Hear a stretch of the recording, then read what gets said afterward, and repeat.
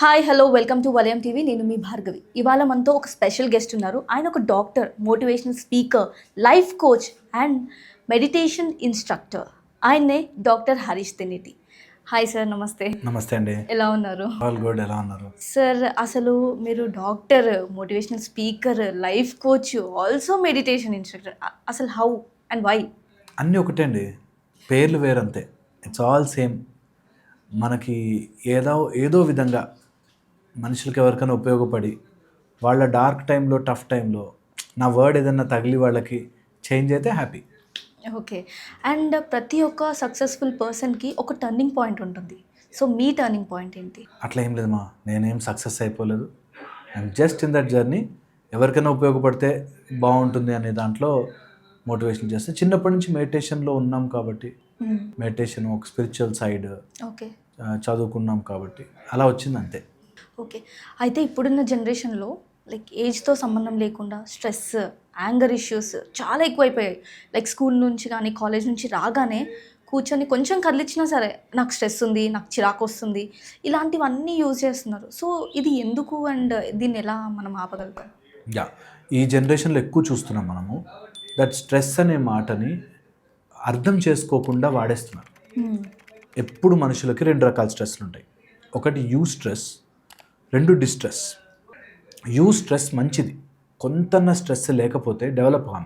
ఇప్పుడు జిమ్కి వెళ్ళి ఎక్సర్సైజ్ చేస్తున్నాం అనుకోండి, కొంత స్ట్రెస్ చేస్తాం బాడీని, సో మనకు మజిల్ వస్తుంది, స్ట్రెంగ్త్ వస్తుంది. అట్లా డిస్ట్రెస్ అనుకోండి, సడన్గా ఒకటే రోజు బరువులు ఎత్తాం, నడుము పట్టుకుంటుంది. సో డిస్ట్రెస్ మనము హ్యాండిల్ చేసే కెపాసిటీ లేకుండా ఎత్తుకునేది డిస్ట్రెస్. హ్యాండిల్ చేయగలిగేటట్టుగా ట్రైన్ చేసుకునేది యూ స్ట్రెస్. యూ స్ట్రెస్ మనకి మంచిది, కంపల్సరీ. ఒక విత్తనం మొలకెత్తాలంటే ఆ సీడ్ మీద మట్టి ఉండాలి, అప్పుడే అది బయటకు వస్తుంది. అది you stress which is good. Distress ఏంటంటే సడన్గా వచ్చేసి అవుతుంది. చాలామంది పిల్లలకి మన చిన్న ఏజ్ నుంచి కూడా ఎయిదర్ స్ట్రెస్ వద్దు, రిలాక్స్ అవ్వు అని నేర్పిస్తాం. లేదనుకుంటే టూ మచ్గా ప్రెషర్ పెట్టేసి, కొంతమంది పేరెంట్స్ అయితే మార్కులు అని టూ మచ్ స్ట్రెస్ పెడతారు. లేదా అసలే పట్టించుకోవడం అనేది నువ్వు ఎట్లాగా ఉండరా అని వదిలేస్తారు. ఈ రెండింటిని బ్యాలెన్స్ చేయడం చాలా చాలా ఇంపార్టెంట్.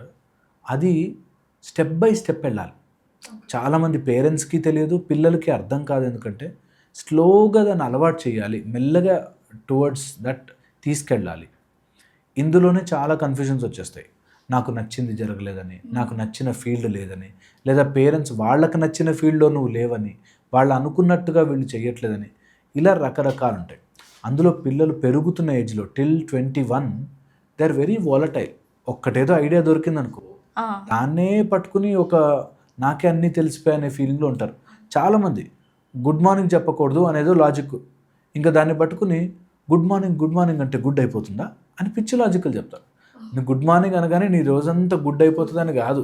సమ్ కమ్యూనికేషన్ స్టార్ట్ చేసే ముందో, లేకపోతే I wish that you have a good day, అలా సగం ఎత్తుకొచ్చిన కాన్సెప్ట్స్తో మొత్తం నాకే చాలా తెలుసు అనుకుని చాలా రాంగ్ స్టెప్పులు వేసి అక్కడి నుంచి స్ట్రెస్లోకి వెళ్ళిపోయి అందులోంచి బయటకు రాలేక ఇంకా డిప్రెషన్ అని, ఇంకా రకరకాల ప్రాబ్లమ్స్, ఇంట్లో కోపము, యాంగర్ ఇష్యూస్, నాకు ఎవ్వరూ సపోర్ట్ చేయట్లేదు, కోఆపరేట్ చేయట్లేదు అని బాధపడతాను. So my work entire intention is a balance. బాగా స్ట్రెస్ వచ్చింది, దేర్ ఆర్ మెథడ్స్. నువ్వు ఎలా కంట్రోల్ చేసుకుంటావు నీకు స్ట్రెస్ వస్తే? ఇప్పుడు ఒక ఎగ్జామ్కి వెళ్తుంటే ఒక పెన్ను ఆగిపోతే రాయడానికి ఇంకో పెన్ను అని సపోర్ట్ తీసుకెళ్తాం కదా. అలాగే నీకు నిజంగా రియల్ లైఫ్లో స్ట్రెస్ వస్తే, రేపు ఒక బ్యాడ్ టార్చర్ పెట్టే బాస్ వస్తే, ఒక బ్యాడ్ హస్బెండో వైఫో వస్తే, లేకపోతే నీకు ఎవరైనా బయట నుంచి ప్రెషర్స్ వచ్చి, ఆర్ నేను ఎవరైనా ఫ్రాడ్ చేస్తే, నువ్వు ఎలా ఈ లైఫ్ని ఫేస్ చేస్తావు అనే ట్రైనింగ్ లేకుండా లైఫ్లో ఒక చేంజ్ చేస్తావు. అది మనం పిల్లలకి నేర్పిస్తే ఈ చిన్న చిన్న స్ట్రెస్సులు ఎఫెక్ట్ చేయవు. చాలామందికి ఆ ట్రైనింగే తెలియదు. ఏదో చదివించామా, లేకపోతే 4 డ్యాన్సులు లేకపోతే పాటలు నేర్పించేసామా, అయిపోయింది మన బాధ్యత అనేటట్టుగా అనుకుంటారు. No, when there is a real emotional crisis, ఆ టైంలో నువ్వు ఎలా దాన్ని బ్యాలెన్స్ చేయగలుగుతున్నావు అనేది నేర్పించాలి పిల్లలు. అప్పుడు ఈ స్ట్రెస్ అనే బాధే ఉండదు. దాన్ని దాటి ఇంకొక ఆస్పెక్ట్ ఉంది, మీరు అన్నట్టు యాంగర్ ఇష్యూస్. యాంగర్ ఇష్యూస్ పిల్లల్లో ఎక్కువ రావడానికి గల కారణం 2 విషయాలు పోవడం వల్ల. ఒకటి భయము, 2 భక్తి. ఈ రెండు తీసేస్తున్నాం. ఇప్పుడు బాగా ట్రైన్ చేసింది ఏంటంటే భయాన్ని భక్తిని తీసేయాలి. దేనికి భయపడకరా, ధైర్యం ఉండాలి. ఆహా, దేనికి భయపడకూడదు? నువ్వు మంచి చేస్తే భయపడకూడదు, చెడు చేస్తే భయపడాలి, తప్పు జరిగితే భయపడాలి, తప్పు చేస్తామేమో అనే భయం మనకు ఉండాలి. అవి ఎసెన్షియల్. అవి లేకపోతే మైండ్ ఎలాగైనా మారుతుంది. సో అప్పుడెప్పుడో ఇలాంటి హాఫ్ నాలెడ్జ్ వెస్టర్న్ నుంచి తీసుకొస్తారు ఇవంతా, break the rules, break the rules. కానీ పీపుల్ అంతా బ్రేక్ ద లా చేస్తున్నారు. లా బ్రేక్ చేయకూడదు, రూల్ బ్రేక్ చేయి. నువ్వు ఇక్కడి నుంచి అక్కడికి నువ్వు ఇలా వెళ్ళలేవురా అంటే నేను వెళ్ళి చూపిస్తా, నువ్వు అది సాధించలేవురా అంటే నేను సాధించే ప్రయత్నం చేస్తా. అది డిఫరెంట్. నువ్వు చేయలేనివి కావాలి, 4వ ఫ్లోర్కి ఎక్కి దూకి నేను చూపిస్తా, I will break the rules, మనిషి రెక్కలు కట్టుకుని గాల్లో ఎగరచ్చు, అలాంటి ఫూలిష్నెస్తో వెళ్ళకూడదు. దానికి ఏదైనా ప్రణాళిక ఉంటే స్టెప్ బై స్టెప్ ముందుకెళ్ళాలి. ఇది తెలియక చాలామంది యాంగర్ ఇష్యూస్తో సఫర్ అవుతుంటారు. వాళ్ళకి ఎలా ఎక్స్ప్రెస్ చేయాలో తెలీదు. వాళ్ళ ఆ యాంగర్ ఒక వశంలోకి వెళ్ళిపోయి ఎక్కడ ఎప్పుడు ఎవరితో మాట్లాడాలో అర్థం కాకుండా ఉంటుంది. వాళ్ళకి భయము, భక్తి మిస్సింగ్. మా అమ్మతో ఈ మధ్య పేరెంట్స్తో రూడ్గా మాట్లాడి, స్టాఫ్తో, టీచర్స్తో, గురువులతో డర్టీగా బిహేవ్ చేసి, ఒక స్టేజ్ వచ్చాక నీకు ఎవరో ఒకళ్ళు చూస్తారే, అటు దేవుడో కానీ, ఇటు లా కానీ, ఇటు పోలీస్ వ్యవస్థ కానీ, ఆర్ నేను ఇలాంటి తప్పు బిహేవ్ చేస్తే మా అమ్మ నాన్న చూస్తారా, సొసైటీ చూస్తుందిరా అనే ఒక భయం తీసేస్తున్నాం. ఎట్ ద సేమ్ టైం మంచి చేసేవాళ్ళేమో సొసైటీకి భయపడతారు, చెడు చేసేవాళ్ళేమో సొసైటీకి భయపడట్లేదు. యాక్చువల్ ఉల్టా జరగాలి. మంచి చేసిన వాడు సొసైటీ గురించి ఆలోచించాల్సిన పనిలే, ఎవడో ఒకడు ఏదో ఒకటి అంటనే ఉంటాడు. చెడు చేసేవాడు అరే ఎవరినైనా ఏమైనా అంటారేమో అనే భయం ఉండాలి. అది ఉల్టా అయిపోయింది. అది జనరేషన్లో ఎక్కువ చూస్తున్నాం. బికాస్ తొందరగా పికప్ చేసేది చెడ్డవాళ్ళు. చెడు చేయడానికి ఆలోచించే వాళ్ళే ఇవన్నీ యూజ్ చేసుకుంటారు. నేను ఎందుకు భయపడాలి, వాళ్ళ కోసం నేను ఎందుకు భయపడాలి, వాళ్ళ గురించి నేను ఎందుకు ఆలోచించాలి, మా అమ్మ నాన్న పెంచారు, ఎవరు పెంచమన్నారు, ఎవరు కనమన్నారు, ఈ టైప్లో వచ్చేస్తుంది. ఓకే, నాకు రీసెంట్గా ఈ మధ్య ఒక కేసు అన్నమాట. మా మదర్ ఫాదర్ నాకు మంచి లైఫ్ ఇవ్వట్లేదు, మా ఫ్రెండ్స్తో కంపేర్ చేస్తే నాకు లైఫ్ మంచిగా ఇవ్వట్లేదు అని ఒక అమ్మాయి కంప్లైంట్ చేసింది. చిన్నపిల్ల, 10th క్లాస్ కూడా 9th క్లాస్. ఏంటి మంచి లైఫ్ ఆమె ఉద్దేశంలో అంటే, వాళ్ళు కార్స్ ఇస్తారు, వాళ్ళ అమ్మ నాన్న ఫ్రీడమ్ ఇస్తారు, మా అమ్మ నాన్న నాకు ఫ్రీడమ్ ఇవ్వరు. ఏంటి ఫ్రీడమ్, నీకు కావాల్సింది ఏంటి ఫ్రీడమ్ అంటే, ఫ్రెండ్స్తో బయటకు వెళ్ళడం, నైట్ 12 o'clockకి బయటకు వెళ్ళి కేక్ కట్ చేసుకోవడం, బర్త్డే 9th క్లాస్ బయటకు వెళ్ళి ఫ్రెండ్స్ అందరితో కేక్ కటింగ్ చేయడం, ఇలాంటివన్నీ చాలా గొప్ప విశేషాలు. చాలా నాకు అసలు ఎంత అడ్వాన్స్డ్ ఫ్రీడమో అది. నా ఫ్రీడమ్ని మా అమ్మ నాన్న తొక్కేస్తున్నారు. దీనికి కావాల్సిన కంటెంట్ మసాలా మనం సోషల్ మీడియా ద్వారా అందించి పిల్లలు అలా మారకూడదు అంటే ఎలా? ఖచ్చితంగా మారుతారు. ఇప్పుడు ఒక గొప్ప సెలబ్రేషన్ అంటే ఎగ్జాంపుల్ ఏంటి తెలుసా? మందు తాగడం, ఓకే, సిగరెట్లు తాగడం. ఒక స్టైల్ అంటే ఏంటి తెలుసా? ఇట్లా సిగరెట్ తాగి ఇట్లా రింగులు వదిలితే వాటి స్టైల్. ఎలా అవుతుంది స్టైల్? అది నీ లంగ్స్ పాడు చేసుకుంటున్నావు కదా అని చూపించారు ఎక్కడ. నువ్వు అలా సిగరెట్ తాగి మందు తాగితే స్టైల్, రిలాక్స్ అవుతున్నాడు, కూల్ అనేటట్టుగా మైండ్లో రుద్ది, బయటకు మాత్రం సిగరెట్ మందు హానికరం అంటే నో, పీపుల్కి అది అర్థం కాదు. వాడు ఆ రోజు ఇట్లా కొట్టి హీరో ఇట్లా ఎగురుతుంటే, ఇట్లా సిగరెట్ తాగుతుంటే స్టైల్ అని చూపిస్తున్నాం. కాదని చెప్పండి చూద్దాం, అవ్వదు, నిజమే అది. సో అందుకని పిల్లలకి ఆ కన్ఫ్యూజన్లో నేను ఎవరికి భయపడాలి, నాకెందుకు, నాకు అనుకున్నట్టుగా జరగకపోతే కోపం, వీటిలోకి వెళ్ళిపోతారు. దీనివల్ల సఫర్ అవుతారు. దీనివల్ల ఫ్యూచర్ అంతా పిల్లలు ఎవరెవరి చేతిలోనో బందీ అయిపోయి, ఎవడో ఒకడు వస్తాడు ఇన్ఫ్లుయెన్స్ చేసేవాడు, వాడు సమ్ రాంగ్, వాడి పర్సనల్ ఎజెండా కోసం ఇన్ఫ్లుయెన్స్ చేసేస్తాడు. దాని తర్వాత లైఫ్ స్మాష్ అయిపోతుంది. ఇంకా వెనక్కి రాలేరు, ముందుకి పోలేరు. పేరెంట్స్తో ఫైట్, పేరెంట్సే ప్రశాంతంగా ఉండరు, వాళ్ళ లైఫ్ ప్రశాంతంగా ఉండదు. ఇంకా అటు తిప్పి ఇటు తిప్పి సొసైటీ మీద, గవర్నమెంట్ మీద, లేకపోతే పక్కన వాళ్ళ మీద, నా ఫ్రెండ్ మీద, నా గర్ల్ ఫ్రెండ్ నన్ను వదిలేసిందాను, లేకపోతే బాయ్ ఫ్రెండ్ ఇలా చేశాను, దాంట్లో ఉండిపోతారు. అవును. అలాగే మీరు అన్నట్టు స్మోకింగ్, డ్రింకింగ్, ఇది చాలామంది పేరెంట్స్ పిల్లల ముందు చేయడం వల్ల కూడా ఖరాబ్ అయిపోతారంట. Absolutely.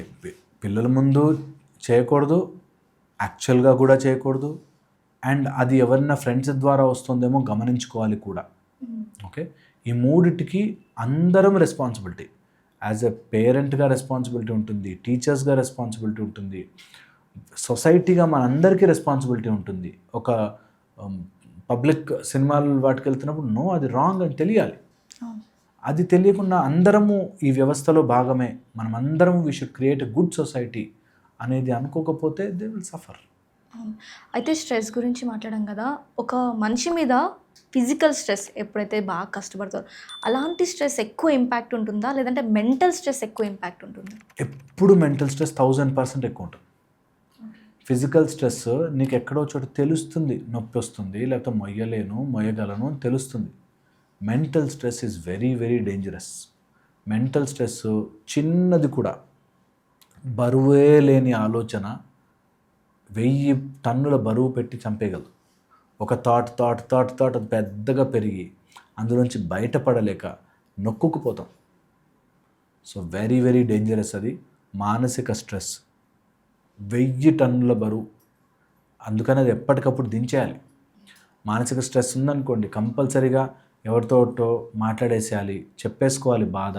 Mentally you should be open up to things. ఏమైనా నమ్మకస్తులకు ఉంటే వాళ్ళకి చెప్పి ఇట్లా ప్రాబ్లం ఫేస్ చేస్తున్నా, దీన్ని తొందరగా సాల్వ్ చేసుకోవాలనుకున్నా మాట్లాడాలి. మాట్లాడట్లేదు, ఈ మధ్య లోన్లీ అయిపోతున్నారు. నాకు ఇంకెవ్వరూ లేరనుకునే బ్యాచ్ ఒక బ్యాచ్ అయితే, అటు ఆపోజిట్ బ్యాచ్ ఆ ఫ్రస్ట్రేషన్ అంతా ఫేక్ అకౌంట్స్ తీసుకుని అవతల వాడి మీద చూపించడము, ఫేక్ ఫేస్బుక్ అకౌంట్స్ అట్లా ఓపెన్ చేసి అందరినీ ర్యాండమ్గా తిట్టడము, అలాంటి వాళ్ళని ట్రాక్ బ్యాక్ చేసి పట్టుకుంటే వాళ్ళు ఒరిజినల్ లైఫ్లో ఎంత ఫ్రస్ట్రేషన్లో ఉంటారో. ఓకే, సో అలాంటి ఫ్రస్ట్రేషన్ అంతటిని మీడియాలో అంత చెత్త మాటలతోనూ కమెంట్స్తోనూ స్పాయిల్ చేస్తుంటారు. సో వాళ్ళు mentally they are all drained out, చాలా ఫూలిష్గా ప్రవర్తిస్తుంటారు కొంతమంది. So you should be very very careful, అలాంటి వాళ్ళని అబ్జర్వ్ చేసుకోవాలి. అలాగే సోషల్ మీడియా వల్ల పిల్లలకి కానీ పెద్దలకి కానీ టీనేజర్స్కి కానీ ఎంతవరకు ఎఫెక్ట్ అవుతుందంటారు? సోషల్ మీడియా ఈ రోజుల్లో అందరి లైఫ్లోకి చేరిపోయింది. దాన్ని ఎంతో కొంత ప్రభావం ఉంటుంది. నాకు అది ఇష్టం లేదు అంటూ ఒక బ్యాచ్, అది గుర్తించకుండా ఇష్టము అనుకునే ఒక బ్యాచ్. ఓకే, ఇద్దరు కూడా సఫర్ అవుతున్నారు. ఈ మధ్య ఒక కేసు చూశాను, చెప్తాను. దట్ మా అమ్మాయి అసలు ఫోనే చూడదండి, ఒక రూమ్లో అలా కూర్చుంటుంది. ఓకే, అది బాధే.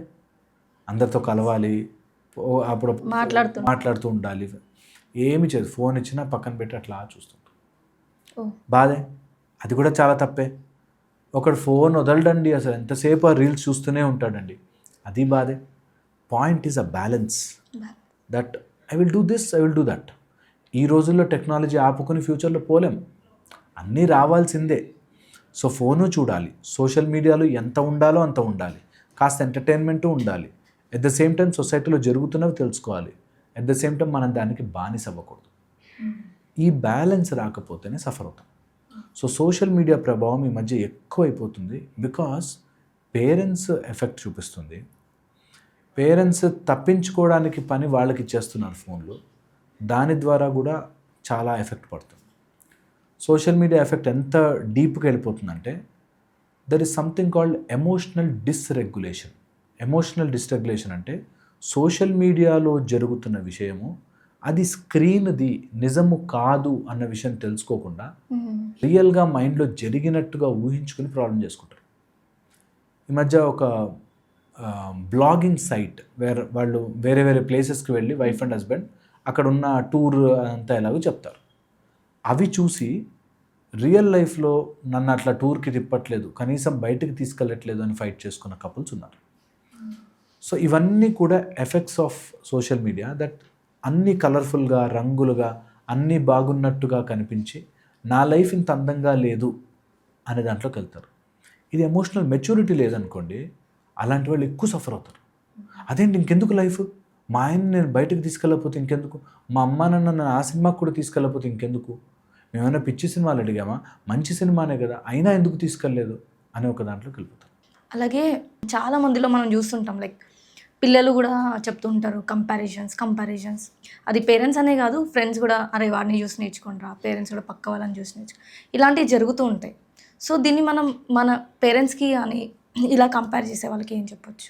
కంపారిజన్ ఎప్పుడు కూడా మనతో మనకు ఉండాలి. మనం ఇంకెంత ఇంప్రూవ్ అవ్వచ్చు, ఇంకెంత బెటర్ అవ్వచ్చు, ఓకే నేను ఇంకెంత ఇంప్రూవ్ చేసుకోవచ్చు. ఎవరైనా చూసినా అందులోంచి పాజిటివ్ తీసుకుని నేను ఇందులో ఇంప్రూవ్ అయితే బాగుంటుంది అని చెప్పచ్చు. కానీ కొంతమంది ఓవర్ కంపారిజన్ చేసి నార్సిస్టిక్ పీపుల్ లాగా అలాగుండాలి ఇలాగుండాలని కంపేర్ చేసి టార్చర్ పెట్టేవాళ్ళు ఉంటారు. బట్ మెజారిటీ ఆఫ్ ఇట్ చిన్న కంపారిజన్ కూడా తీసుకోలేకపోతే ఇంకేం లైఫ్ కానీ దానివల్ల సూసైడ్ వరకే వెళ్ళిపోతుంటారు. అది ఎక్స్ట్రీమ్స్ అయిపోతాయి. ఇప్పుడు ఒక 10వ తరగతి క్లాస్లో 100 మంది పిల్లలు ఉన్నారు. అందరూ 10th చదవడానికే వచ్చారు. అందరికీ ఆ టీచరే చదువు చెప్తున్నాడు. అందరూ ఆ టీచర్ చెప్పే సిలబస్సే చదువుతున్నారు. అయినా నీకు తక్కువ మార్కులు వస్తున్నాయంటే ఏంటి అని కంపారిజన్ వస్తుంది. అది పిల్లలకు నేర్పించాలి. నానా కంపారిజన్ వస్తాయి, వచ్చినా పర్లేదు, మేము కంపేర్ చేసేది కూడా నువ్వు ఇంకెక్కడ ల్యాక్ అయ్యావు, ఎక్కడ బెటర్ చేసుకోవడానికే. అంతేగాని కంపారిజన్తో చూడు వాడు బాగున్నాడు, వాడు మంచిగా వచ్చాడు, వాడికి చాలా బాగుంది, నువ్వెంత వేస్ట్ కాడు అని చేయకూడదు. But comparison some day in life వస్తుందండి. కంపారిజన్ నుంచి తప్పించుకోలేము. ఇప్పుడు ఒక డాక్టర్ దగ్గరికి వెళ్ళాలంటే ఏ డాక్టర్ బాగున్నాడని రివ్యూ చూసి వెళ్తున్నారు. ఒక మిర్చి బజ్జి పానీపూరి తినాలన్నా కూడా రివ్యూలు చూసి వెళ్తున్నామే. ఆ డాక్టరా ఈ డాక్టర్ అని కంపేర్ చేస్తున్నామే, ఆ హోటలా ఈ హోటల్ అని మన లైఫ్లో మనకి కంపారిజన్ రాదా? ఖచ్చితంగా వస్తుంది.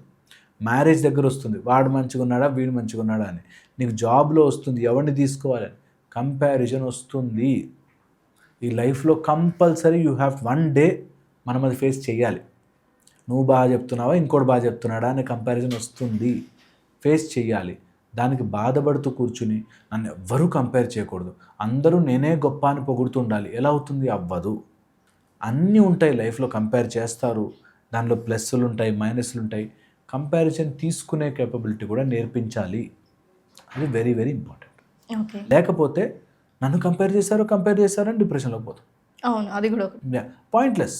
కంపేర్ చేస్తారు, ఒక దాంట్లో ఉన్నప్పుడు ఫీల్డ్లో ఉన్నప్పుడు కంపేర్ చేస్తారు. ఇప్పుడు సచిన్ బాగా ఆడుతున్నాడా, లేకపోతే గవాస్కర్ బాగా ఆడుతున్నాడా, కోహ్లీ బాగా ఆడుతున్నా, కంపారిజన్ వచ్చేస్తుంది న్యాచురల్లీ, అది కామన్.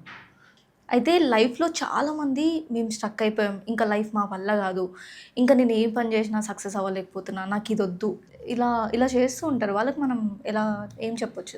ఎప్పుడు కూడా నా లైఫ్ ఎండ్ అయిపోతుంది ఆర్ ఇంతే, నేను ఇంకా బాగుపడలేను అనుకున్న వాళ్ళు, that's called downward spiral of the mind. నీ మైండ్ ఒకసారి అందులో ఆ లూప్లో పడిందంటే కిందకే వెళ్తుంది. ఎప్పుడు అందులో ఫస్టే పట్టేసుకోవాలి. అమ్మో ఇట్లా ఆలోచిస్తున్నానంటే దీన్ని మార్చుకోవాలి, నేను బెటర్ అవ్వాలి అనే దాంట్లోకి వెళ్ళాలి.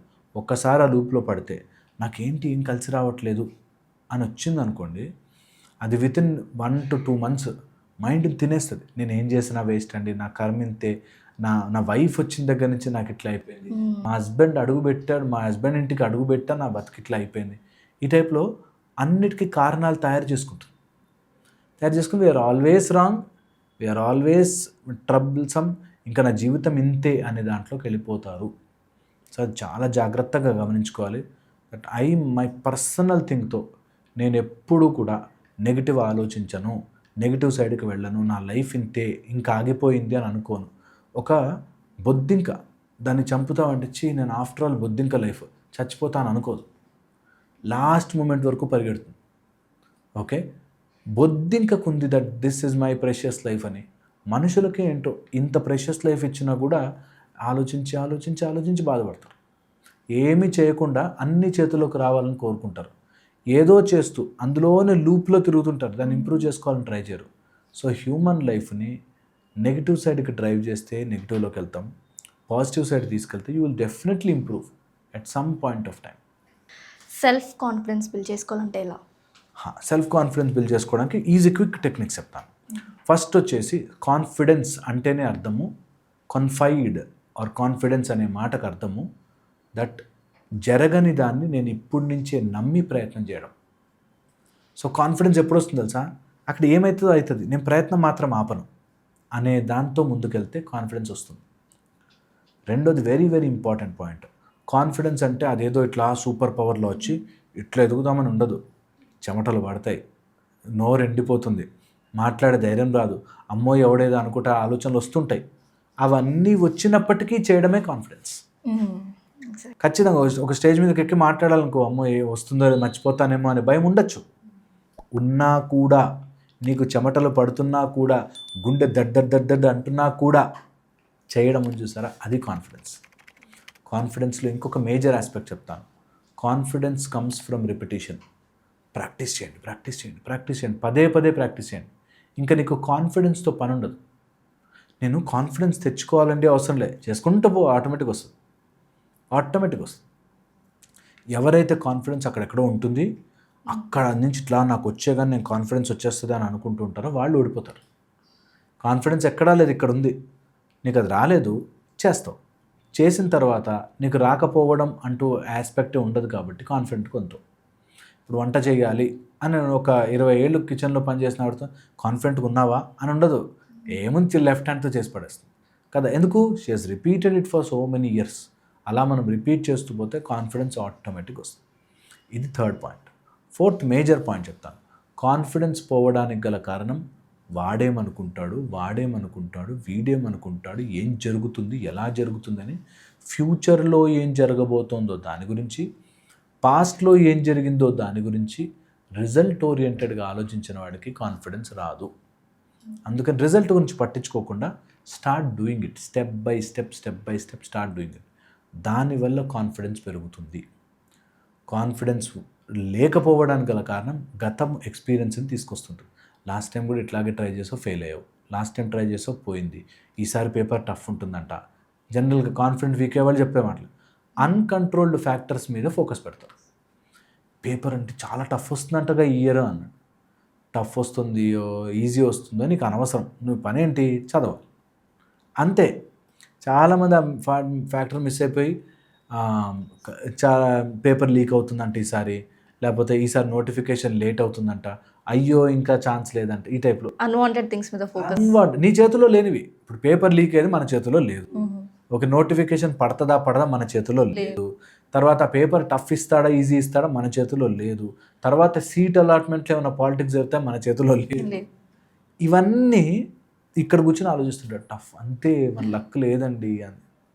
దానివల్ల కాన్ఫిడెన్స్ పోయి ఎప్పుడు వీక్ అవుతారు. అలాగే డాక్టర్, ఇప్పుడు మేనిఫెస్టేషన్ అంటారు, ఏదైనా మేనిఫెస్ట్ చేస్తే అవుతుంది, స్ట్రాంగ్గా ఉండండి.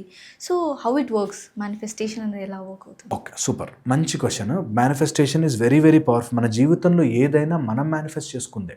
ఇది నమ్మాలి ఫస్ట్ థింగ్, దట్ నేను ఏదైనా కావాలి అనుకుంటే, సపోజ్ నేను ఒక బిల్డింగ్ కట్టాలి, దాన్ని ఫస్ట్ పేపర్ మీద గీసుకుంటాం, ఓ ఇంజనీర్ని కూర్చోబెట్టి పేపర్ మీద గీసుకుంటాం.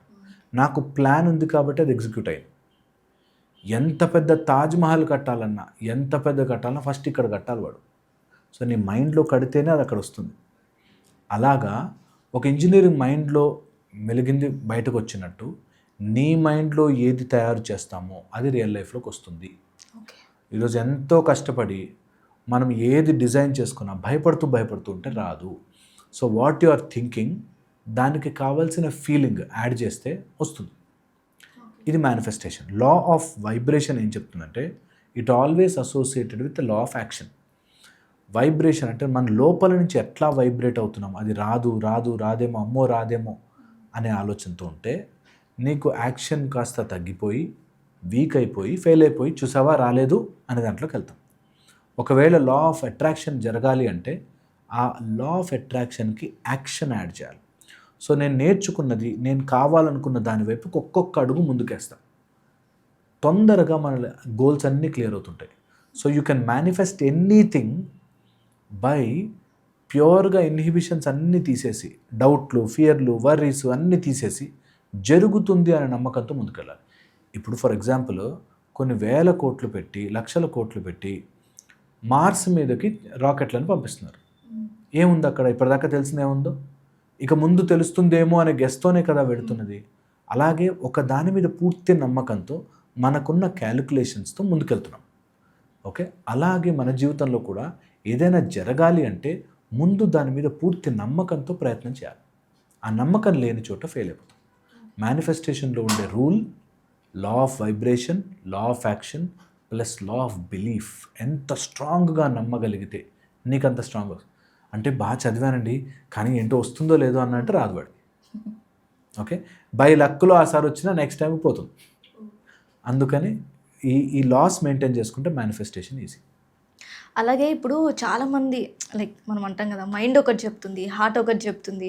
మైండ్ చెప్పింది వింటేనేమో నెగిటివ్‌గా వెళ్తామేమో, హార్ట్ చెప్పింది వింటే మనం బాధపడతామేమో.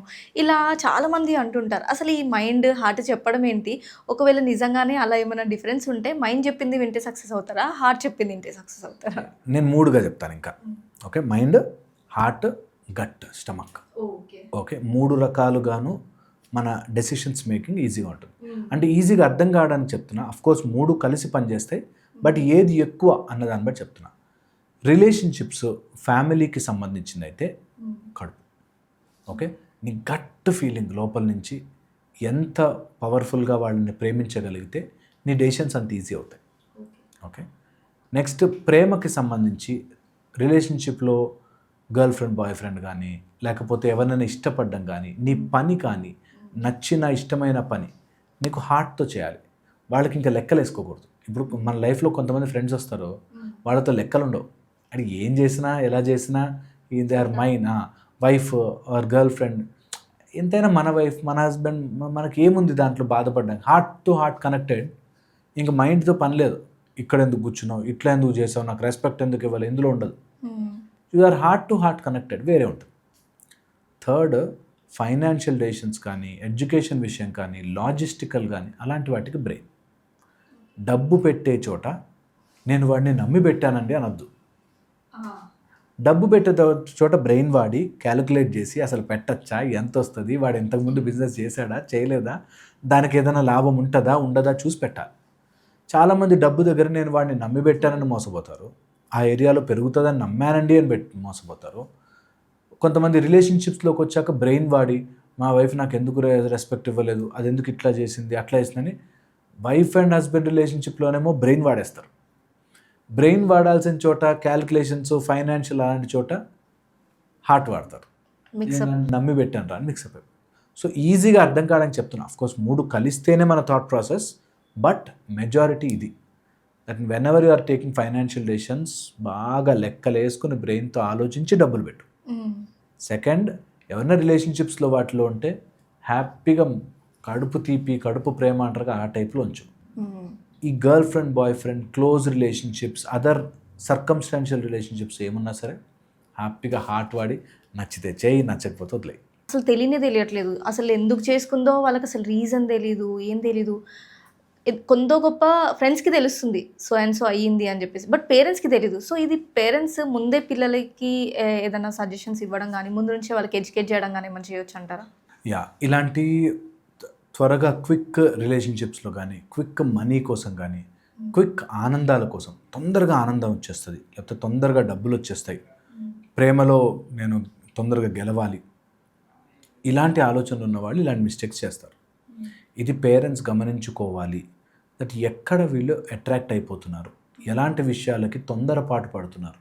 కొంతమంది పిల్లలు రాంగ్ ఎమోషన్స్ పెట్టుకుని, లైక్ ఈ వయసులో ప్రేమించాలి కదా, లేకపోతే నాకు ఫ్రెండ్స్ మధ్యలో పరువు పోతుంది, నేను మనసు ఇచ్చేసాను, మనసు పడ్డాను, ఈ టైప్లో ఏవో చెప్తుంటారు. ఇవన్నీ మనము త్రూ సినిమాల ద్వారా చాలా మనమే తయారు చేసుకున్నాం సొసైటీలో. ఓకే, దట్ ఏ వయసులో ప్రేమించవచ్చు, ప్రేమకు వయసు లేదు, లేకపోతే ఇష్టం ఉంటే చాలు, ఒకళ్ళొకళ్ళు కలిసి ఉండాలి అంతే, తల్లిదండ్రులు ఏమనుకున్నా సరే, ఈ టైప్లో తయారు చేసాం మనమే. ఒక 15 ఏళ్ళు అలాంటి సినిమాలు అవే వచ్చాయి. ప్రేమ ప్రేమ ప్రేమ ప్రేమ అనే సినిమాలే వచ్చాయి ఒక 10-12 ఇయర్స్. ఓకే, సో వాటిని తయారు చేసుకున్నాం కాబట్టి పిల్లలు అలాంటివి చూసి they think that is right, ప్రేమించాలి, ఎస్ ఆ ఏజ్కి వచ్చాక నేను ప్రేమించుకుంటా, నేను ఏదైనా చేసుకుంటా అనే దాంట్లోకి వెళ్తారు. వెరీ రిస్కీ, ఎందుకంటే ఎమోషనల్లీ వీక్ అయితే మైండ్ ఎట్టన్నా డెసిషన్ తీసుకుంటుంది. అదొక డేంజరస్ థింగ్. తర్వాత పేరెంట్స్ మానిటర్ చేసి చెప్పడానికి చాలామంది క్లాస్ పీకినట్టు చెప్తారు. ఎప్పుడైతే డైరెక్ట్గా పిల్లలకి క్లాస్ పీకుతున్నట్టు చెప్తామో, దట్ నువ్వు ఇలా ఉండాలిరా, మంచి అంటే ఇదిరా, చెడు అంటే ఇదిరా, మేము ఆ వయసులో మేము ఎలా ఉండేవాళ్ళం అంటే అని స్టోరీ చెప్తే విని విని విని విని దెబ్బకి చాలా ఎక్కువైపోయింది అనుకుంటారు. చాలామంది పేరెంట్స్ చేసే తప్పది. దట్ ఇంకా కనిపిస్తే క్లాస్ పీకడమే. అసలు మా రోజుల్లో మేము ఎలా ఉండేవాళ్ళం తెలుసా, అసలు బాధ్యత అంటే ఏంటో తెలుసా, తల్లిదండ్రుల పట్ల నీ గౌరవం తెలుసా అని వాళ్ళు వింటున్నట్టే నీ ముందుంటారు కానీ వినట్లేడు అన్నది గుర్తుపట్టాలి. దట్ ఈనారు పిల్లలు నువ్వేం చెప్తే నీకు 100 రీజన్స్ ఉంటాయి వాళ్ళకి.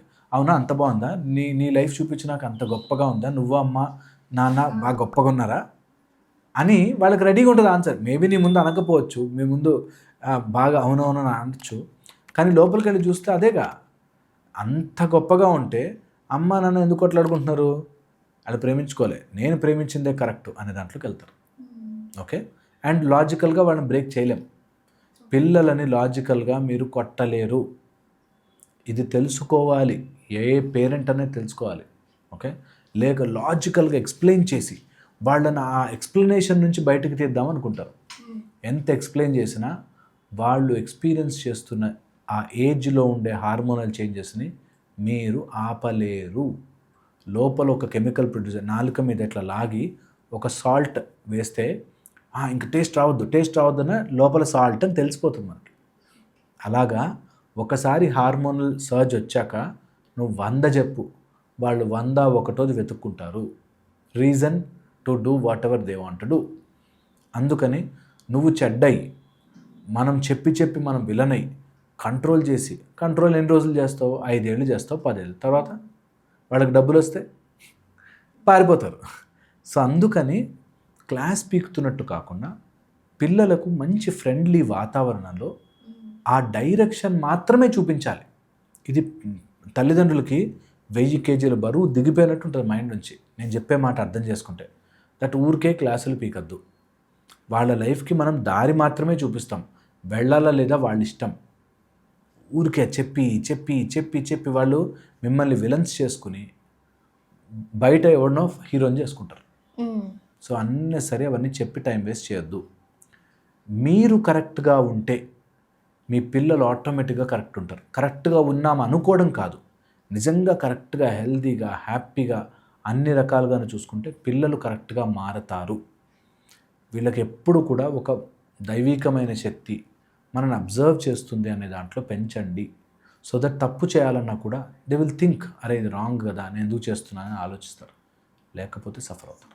అలాగే పేరెంట్స్ ఇప్పుడు మనం అనుకుంటున్నాం అంటే థియేటర్స్కి తీసుకెళ్ళొద్దు అనుకుంటూనే పేరెంట్స్ ప్రతి ఒక్క మూవీకి పిల్లల్ని తీసుకెళ్తున్నారు. దానివల్ల కూడా అబ్సల్యూట్లీ ప్రభావం ఉంటుంది. ఇది ఒక డబుల్ ఎడ్జ్డ్ అయిపోయింది. ఎందుకు తెలుసా? అలా బయటికి తీసుకెళ్ళకపోతే మాకు అసలు సోషల్ లైఫ్ లేదు, మేము ఎంజాయ్ చేయలేకపోతున్నాం, హ్యాపీగా ఉండలేకపోతున్నాం, ఒక ఆస్పెక్ట్.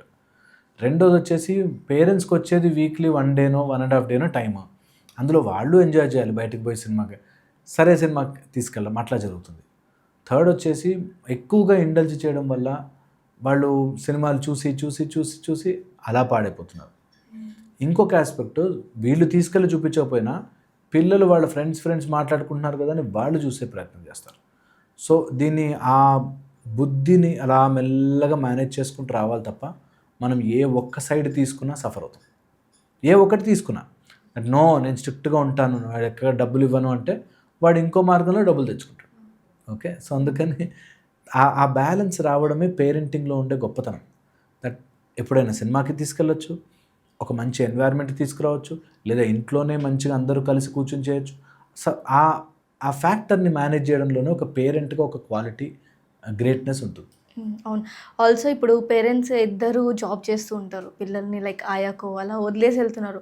అలాంటి పిల్లల మీద కూడా ప్రభావం ఉంటుందంటారా? చాలా కొంత దీనికి సంబంధించిన స్టడీస్ ఆన్ బోత్ సైడ్స్, అటు పేరెంట్స్ దగ్గర లేకపోవడం వల్ల బాధపడ్డ వాళ్ళు ఉన్నారు, పేరెంట్స్ లేకుండా ఉండి స్ట్రాంగ్ అయిన పిల్లలు ఉన్నారు. హాస్టల్లో చదువుకుంటూ చాలా స్ట్రాంగ్ అయిన పిల్లలు ఉన్నారు. పేరెంట్స్ దగ్గరే ఉండి అన్ని వేస్ట్ పనులు చేసిన వాళ్ళు ఉన్నారు. సో అలా ఒక సైడ్కి తీసుకోలేం. కానీ మెయిన్ అర్థం చేసుకోవాల్సిందంటే పిల్లలకి ఒక వల్నరబుల్ టైంలో, ఒక వీక్ టైంలో ఎలాంటి వాళ్ళ ప్రభావం పడుతుంది అని చూసుకోవాలి.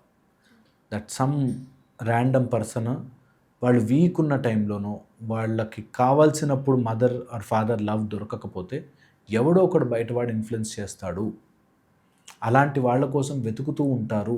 కొంతమంది లిటరల్లీ ఇప్పుడు డ్రగ్ ట్రాఫికింగ్ అట్లాంటి వాటిలో ఇలా మా పేరెంట్స్ మమ్మల్ని పట్టించుకోరు అనే మైండ్ సెట్లో ఉన్న పిల్లల్నే టార్గెట్ చేస్తారు. వాళ్ళు నిజంగా పట్టించుకుంటారు, అన్నీ చేస్తుంటారు, వాళ్ళ కోసమే తిరుగుతుంటారు, జాబులు ఉద్యోగాలు చేసేదే పిల్లలు బాగుండాలని. అవి చేస్తున్నా కూడా పిల్లలకి ఎలా ఉంటుందంటే మాతో టైం స్పెండ్ చేయట్లేదు. ఏం టైం స్పెండ్ చేస్తారా? కూర్చుని ఏం చేస్తాం? నెత్తి మీద పెట్టుకుంటారా? పెట్టుకోరు. ఏమవుతుంది అనే దాంట్లో తీసుకెళ్తే వీళ్ళకి 2 రకాలుగానే ఇబ్బంది చేస్తారు. సో ఆ బ్యాలెన్స్ మెయింటైన్ చేయాలి అండ్ ఆ ఫీలింగ్ రానివ్వకూడదు that you are not spending time అని. ఉన్నప్పుడు క్వాలిటీ టైం స్పెండ్ చేయాలి, లేనప్పుడు లేదు. అందరూ పనులు చేసుకోవాలి, ఈ రోజుల్లో ఇద్దరూ చేస్తే కానీ డబ్బు నడవదు అనేది చెప్పాలి. ఆ రెండు బ్యాలెన్స్ లేకపోతే నిజంగా స్ట్రగుల్ అవుతారు. వాళ్ళ వీక్ స్పాట్లో ఇదే కారణము చూపించి వేరే వేరే ఎడిక్షన్స్కి వెళ్తారు. ఇదే కారణం చెప్తారు, మా అమ్మ నాన్న నన్ను అసలు నెగ్లెక్ట్ చేశారు. పిల్లలు మా దగ్గరకు వచ్చినప్పుడు ఇలాగే మాట్లాడతారు, వాళ్ళు నన్ను చాలా నెగ్లెక్ట్ చేశారు. ఏం నెగ్లెక్ట్ చేశారా అంటే, అప్పుడు యాన్యువల్ డే ఫంక్షన్ అయితే మా నాన్న రాలేదు, అందరి మా నాన్నలు వచ్చారు. సినిమాలు ఎలా చూపిస్తారు వాళ్ళు, ఆ రోజు అలా వాడలా జాలీగా ఉన్నట్టు. ఎవ్వరా నిజంగా నా ఆఫీస్లో ఎమర్జెన్సీ పని పడిందేమో కదా, ఆ పని పడిందేమో కదా, లేదు ఎప్పుడూ రాని పేరెంట్స్ ఉన్నారు. వాడు ఏమైతే మనకెందుకు, నా పని నా పని నా పని అనే పేరెంట్స్ ఉన్నారు. సో ఆ రెండింటిని బ్యాలెన్స్ చేసేస్తేనే I think life will be easier and beautiful. And married couples కానీ రిలేషన్లో ఉన్న వాళ్ళు కానీ ఒక పీస్ఫుల్ లైఫ్ స్పెండ్ చేయాలంటే మెయిన్ ఇంపార్టెంట్ గుర్తుపెట్టుకోవాల్సిన పాయింట్స్ ఏంటి? పీస్ ఆఫ్ మైండ్ ఎవ్వరు ఇవ్వరు, మనమే తెచ్చుకోవాలి. మన మైండ్ మనమే తెచ్చుకోవాలి. ఓకే, ఎప్పుడైతే నీ ఆనందం వేరే వాళ్ళ మీద పెట్టావో నీ పీస్ ఆఫ్ మైండ్ పోయింది. మ్యారీడ్ కపుల్స్లో మా ఆయన నన్ను అర్థం చేసుకోడండి అన్నారు. ఓకే, మీ ఆయన నిన్ను అర్థం చేసుకోవాలి అని ఫిక్స్ అయిన రోజు నుంచి నువ్వు సఫర్ అయిపోయావు. ఆయన అర్థం చేసుకుంటాడో లేదో, నువ్వు సిన్సియర్గా ఉండు. ఈ మహామాయ రోగాలలో ఇదొక మాయ రోగం.